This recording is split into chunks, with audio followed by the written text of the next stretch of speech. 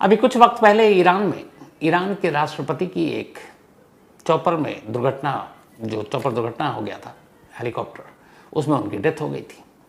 उस एक्सीडेंट को लेकर भी तमाम बातें हुई थी। उसकी वजह यह है कि शक इसलिए जताया गया, उससे पहले ईरान के साइंटिस्ट और कई ऐसे लोगों को चुन चुन कर मारा गया था। तो उन प्रेसिडेंट की मौत के बाद अब ईरान में नए प्रेसिडेंट की जगह खाली थी और उस नए प्रेसिडेंट का चुनाव हो गया था, मसूद पेज़ेश्कियान। तो मसूद पेज़ेश्कियान का शपथ समारोह था ट्यूसडे को, 30 जुलाई को। तो इस शपथ समारोह में आसपास के जितने भी ईरान के मित्र हैं, दोस्त हैं, कंट्री हैं, वो लोग वहाँ पहुँचे, उनके नेता पहुँचे। और उन्हीं में से एक हमास के टॉप पॉलिटिकल हेड, लीडरशिप के उनके, इस्माइल हानिया, ये भी पहुँचे वहाँ। बाकायदा ईरान के प्रेसिडेंट से मुलाकात की, ईरान के बाकी तमाम सीनियर अफसरों से मुलाकात की, वो तस्वीरें मीडिया पर भी आई।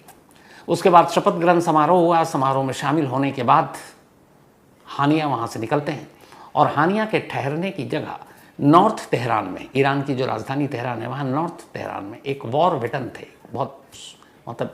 ईरान के एक बहुत बड़े जंग के सिपाही, सीनियर अफसर, उनका घर चुना गया था कि वहाँ रखेंगे सेफ्टी के हिसाब से, वहाँ आम लोगों की पहुँच नहीं थी। चूँकि ईरान में मैंने बताया कि जिस तरीके से वहाँ के न्यूक्लियर साइंटिस्ट या फिर पॉलिटिकल लीडरशिप, उनको एक एक करके निशाना बनाया जाता है और ईरान और इजराइल की लगातार बनी रहती है, ठनी रहती है दोनों में। और दूसरी तरफ इधर इस्माइल हानिया, हमास के टॉप लीडर, और हमास और इजराइल के बीच 36 का आंकड़ा। कई बार इससे पहले भी हानिया पर हमला हो चुका है। इस्माइल हानिया इजराइल के दुश्मन नंबर 1-2 में से लगातार शामिल। तो जहाँ भी जाते बड़ी खामोशी से जाते और मिलते मिलाते निकल लेते। लेकिन ट्यूसडे को ये हुआ, 30 जुलाई को, कि वहाँ शपथ समारोह था। उसकी तस्वीरें मीडिया में रिलीज़ हुई, ईरान के टीवी पर आई, उसके ज़रिए बाकी टीवी पर आई, अल जज़ीरा ने दिखाया, सभी ने दिखाया, और उसमें इस्माइल हानिया का चेहरा प्रमुखता से दिखाई दे रहा था। अब ये क्लियर हो गया था कि हानिया तेहरान में। शपथ समारोह ख़त्म होने के बाद मुलाकात का दौर सब ख़त्म हुआ, शाम हो गई। डिनर के बाद इस्माइल हानिया बाकायदा सुरक्षा घेरे में तेहरान की राजधानी से निकलते हैं और नॉर्थ तेहरान की तरफ एक वॉर वेटरन के घर पर ठहरने का उनका बंदोबस्त था, वहाँ पहुँचते हैं। उनके साथ लगातार एक बॉडीगार्ड था। वहाँ जाने के बाद रात का वक्त सब कुछ ठीक ठाक। अब रात के करीब 2 बजे, और जैसे ही 2 बजे अचानक उस घर के ऊपर एक हवाई हमला हुआ। पूरा घर नेस्तो नाबूद, और उस हमले में बाद में ये डिक्लेयर किया गया कि हानिया और बॉडीगार्ड की मौत हो गई, यानी हमास के टॉप लीडर और उनके बॉडीगार्ड की मौत।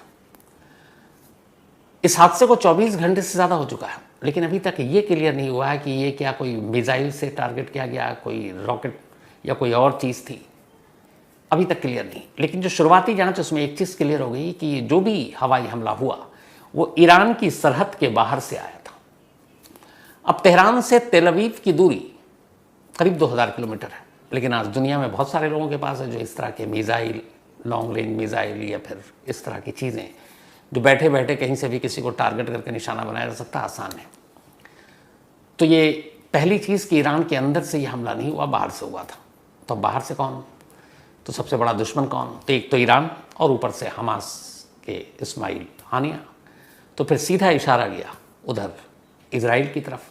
उधर इजराइल के कुछ मिनिस्ट्री ने भी खुशी खुशी बयान दे डाला और कहा कि हमने बदला ले लिया। 7 अक्टूबर 2023 को आपको याद होगा, हमास का जो मिलिट्री विंग था उसने हमला किया था इजराइल पर, और उसमें इजराइल के करीब 1000 से ज़्यादा लोगों की मौत हो गई थी।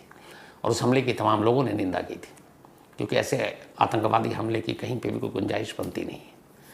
तो उस हमले के बाद से लगातार गाज़ा में ये लड़ाई चल रही है, अभी तक कोई समझौता हुआ नहीं है। सेम रूस और यूक्रेन जैसा मामला चल रहा है कि इतने महीने हो गए, अक्टूबर से लेकर अब जुलाई आ गया है, मतलब लगभग 7-8 महीने से तो ऊपर ही हो गया, कुछ नहीं हो रहा है। और अब ये इस्माइल हानिया की मौत, तो ईरान ने सीधा सीधा कह दिया कि ये इजराइल का काम है, और इजराइल की तरफ से इसका कोई खंडन भी नहीं हुआ। लेकिन इजराइल इसको क्लेम भी नहीं कर रहा कि हमने किया है। उसकी बहुत सारी वजह भी है, बहुत सारी मजबूरियां भी है। तो वो क्या वजह है, क्या मजबूरियां हैं? और ये हमास के इस लीडर को, या इस्माइल हानिया जो top leader, ex prime minister of Gaza, 1/3 मतलब आधे से ज़्यादा दुनिया आतंकवादी नहीं मानती, या इनके संगठन को आतंकवादी नहीं मानती, और कुछ देश मानती है, तो क्यों ऐसा है? इंडिया क्यों नहीं मानती है हमास और हानिया को टेररिस्ट? उसकी क्या वजह है? यूएन यानी कि यूनाइटेड नेशंस या संयुक्त राष्ट्र, वो क्यों नहीं मानती है हमास को टेररिस्ट ग्रुप? ऐसा क्यों है? और ये हमास है क्या? तो पूरी कहानी उसके ज़रिए आप इस मौत और इस हमले को समझ जाएंगे आसानी से। 1948 में जब इजराइल का जन्म हुआ और फिर यूएन और तमाम देश बीच में आए, और उसके बाद ये हुआ कि ये इजराइल एक नया देश, एक नया राष्ट्र, और बाकी एक जगह पर फ़िलिस्तीन वो रहेंगे। बंटवारा हो गया, लेकिन उस वक्त फ़िलिस्तीन ने इस चीज़ को भी नहीं माना। उन्होंने कहा कि हमारी ज़मीन है, इस पर इजराइल कैसे बच सकते हैं, क्योंकि हमने उनको पहले पनाह दी थी यहाँ पे। तो खैर वो लड़ाई चलती रही, धीरे धीरे सब कुछ होता रहा। फिर 87 आया। 87 के दौरान में हमास का जन्म होता, और उसकी वजह ये थी कि गाज़ा और वेस्ट बैंक, ये दो इलाका ऐसा है इजराइल और फ़िलिस्तीन के बीच विवाद का, जिसको लेके हमेशा झगड़ा हुआ। लेकिन फिर वेस्ट बैंक भी थोड़ा सिमट गया, बचा गाज़ा। गाज़ा कुल मिलाकर 45 किलोमीटर की एक ज़मीन का एक टुकड़ा है, 45 किलोमीटर टोटल। और उस गाज़ा पट्टी पर समझौता ये हुआ यूएन की तरफ से कि इस पर फ़िलिस्तीन रहेंगे, और जो इजरायली है इस जगह को छोड़ दे। समझौता हो गया, बाकायदा रेजोल्यूशन पास हो गया, सारे देशों ने सहमति दे दी। पर धीरे धीरे इजराइल ने अपने लोगों को तो वहाँ से हटाया, लेकिन कंट्रोल अपने हाथ में रखता था पर्दे के पीछे से। चाहे वहाँ के सड़क हो, अस्पताल हो, कोई भी चीज़ हो, इनडायरेक्टली वही सारे चीज़ों को कंट्रोल करता था।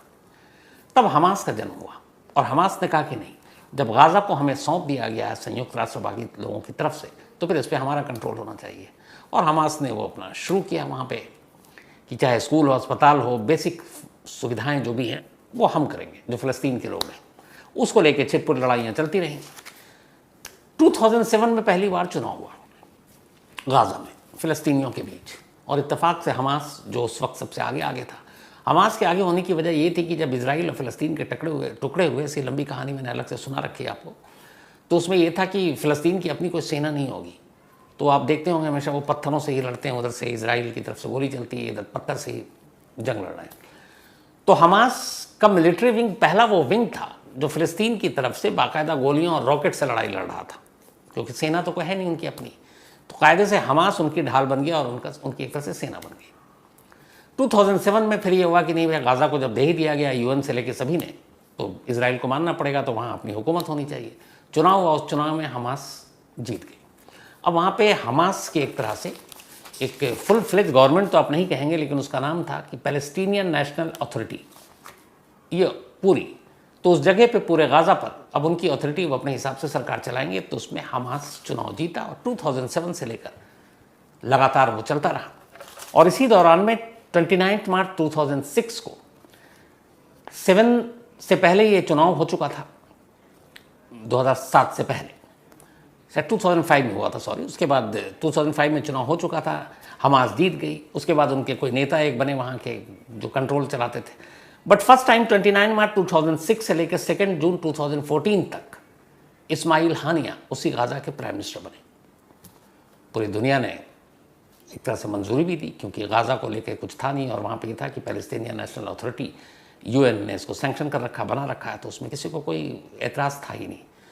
लेकिन फिर 2014 के बाद कुछ और नेताओं के साथ विवाद हुआ, तो फिर हानिया वहाँ से निकल गए, और 17 तक वो वहीं, 17 के बाद फिर इजराइल के साथ कुछ ठनी, तो वहाँ से निकलकर कतर, दोहा में पहुँच गए, और लास्ट दोहा में ही।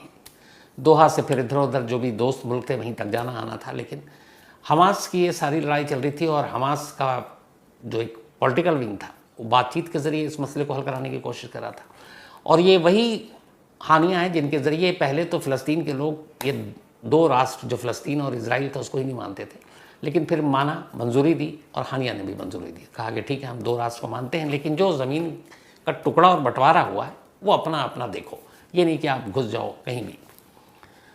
तो इस तरीके से चलता रहा। लेकिन एक हमास का दूसरा विंग था जो इनका मिलिट्री विंग था, वो बातचीत की बजाय हथियारों के बल पर वो चाहता था कि मैं कुछ करूं, और इसीलिए उसकी लड़ाई रॉकेट और बाकी चीज़ों से चलती रहती थी। तो अब हमास के टॉप लीडरशिप में से एक हानिया की मौत, और वो भी ईरान की सरजमीन पर, शक सीधे इजराइल पर। तो इजराइल ने ऐसा क्यों किया होगा?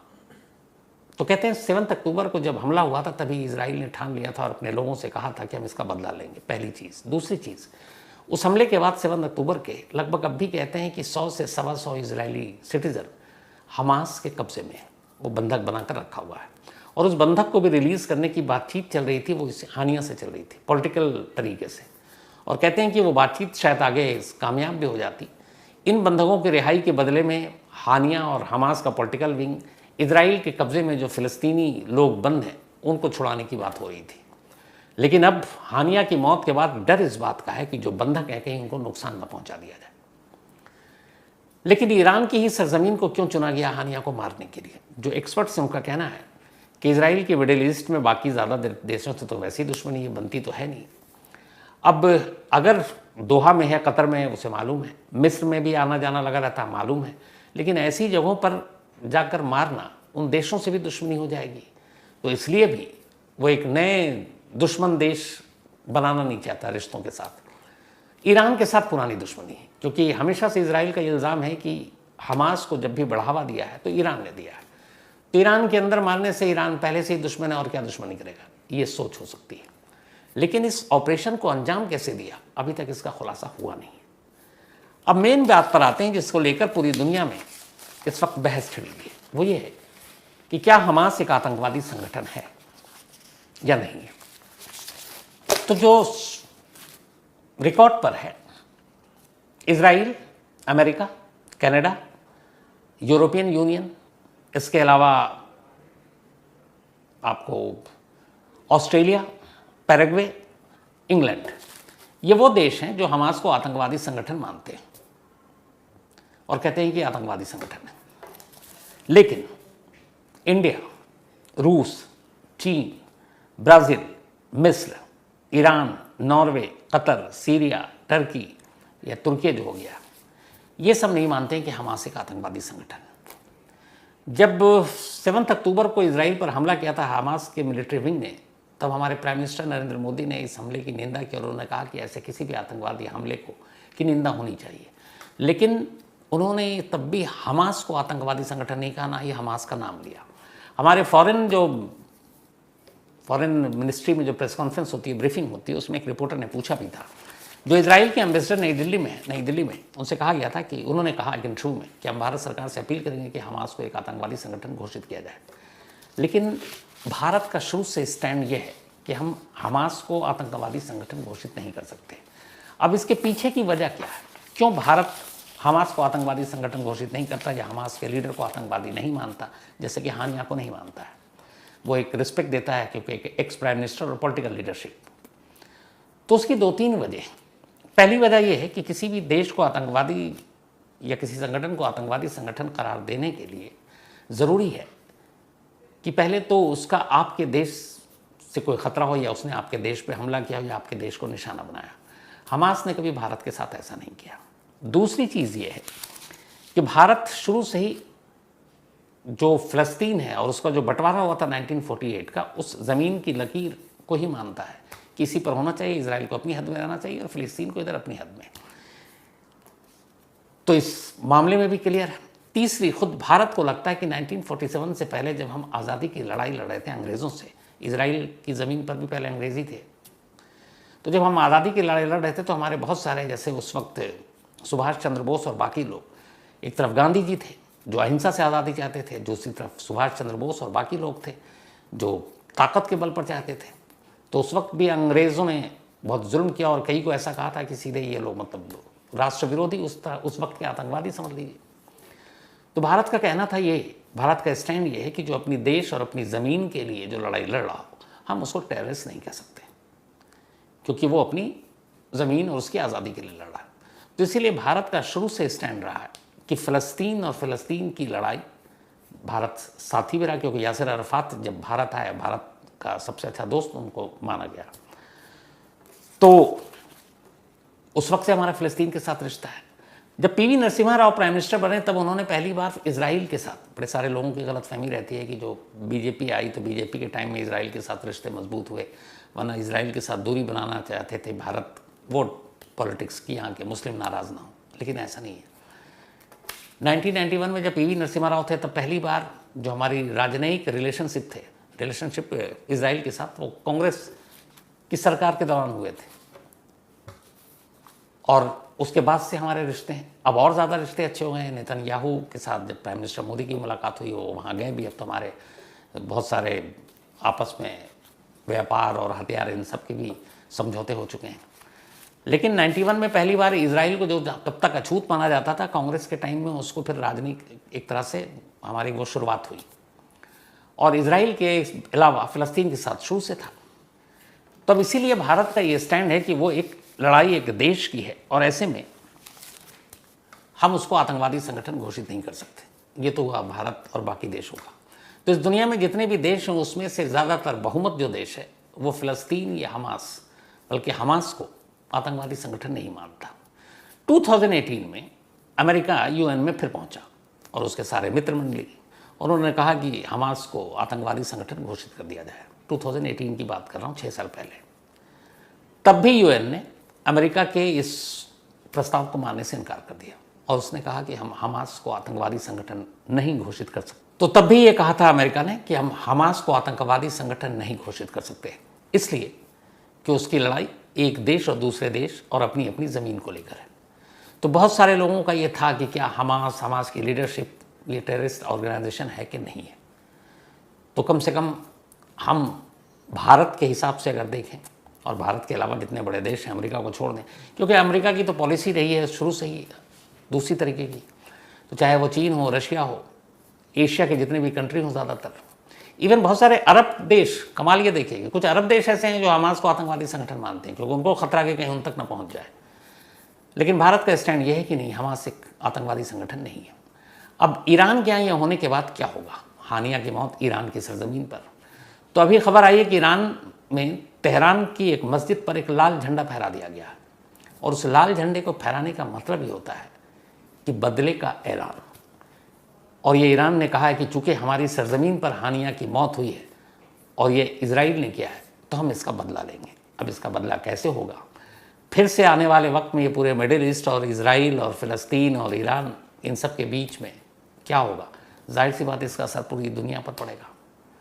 लेकिन ये है कि इस इस्माइल हानिया की मौत के बाद अब चीज़ें पटरी पर बहुत जल्द नहीं आएंगी। ख़ासतौर पर उधर जो इजराइल और फ़लस्तीन के बीच वहाँ जंग जारी है अक्टूबर से अभी तक, उसका भी अब कुछ नहीं होगा। और सबसे बड़ी बात यह है कि इस हानिया की मौत के बाद जो इजरायली बंधक हैं, कहीं उनसे उस मौत का बदला न ले लिया जाए, इस बात का भी खतरा है।